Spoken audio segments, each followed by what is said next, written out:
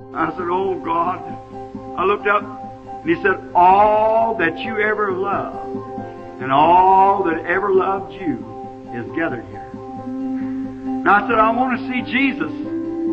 I want to see the one that I've loved and worked for. And they said, you can't see him right now. He's higher than this. But someday he'll come back. And when he comes, he'll come to you first. And you'll be questioned on the gospel that you preached. And then, if you pass the test, then we will go with you back with him back to earth and live together forever in a body. A fleshly body where we'll eat and drink. And I said, you mean you'll question me on the word I preach? He said, yes. That voice speaking to me said it. I said, well, will St. Paul be questioned too? He said, certainly, with his congregation. I said, then if St. Paul passed it, I will too.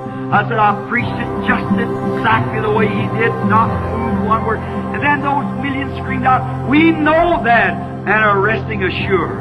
And about that time I heard the voice say, keep pressing on. And I felt myself slip. I said, I don't have to go back to it. Keep pressing on. I turned and looked at my body. I seen it move. I was coming to. In just a moment, I was in the room again.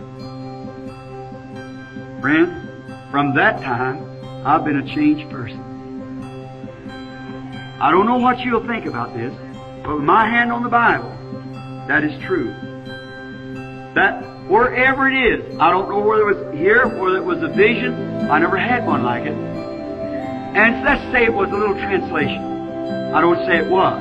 Say my spirit went out and went there. I don't know what it was.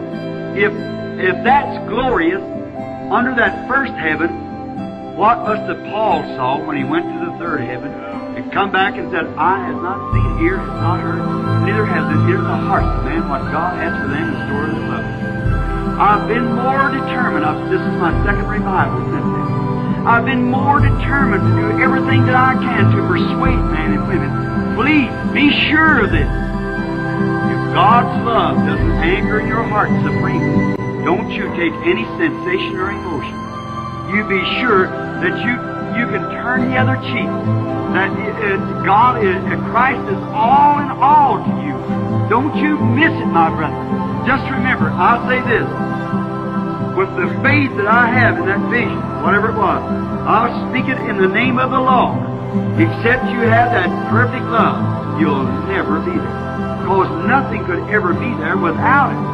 Your spirit would be out of place there. It couldn't come. There'd be no way for it to come. No more than it would be for a grain of corn to raise up out of the ground without a germ of life in it. No matter how natural it would look, it could not raise it. My friend, you old people, you young people, you don't know what time you're going to leave. We don't know that. But let me persuade you, as a Christian brother, that one that loves you, except you are born again and the Spirit of God of love comes into your heart, you'll certainly miss that place.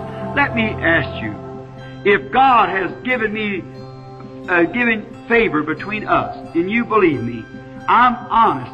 What happened, I don't know.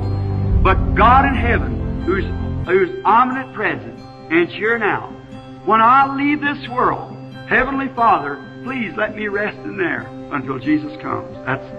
That'll be reward enough for me if I can just rest at that place till I see Him come.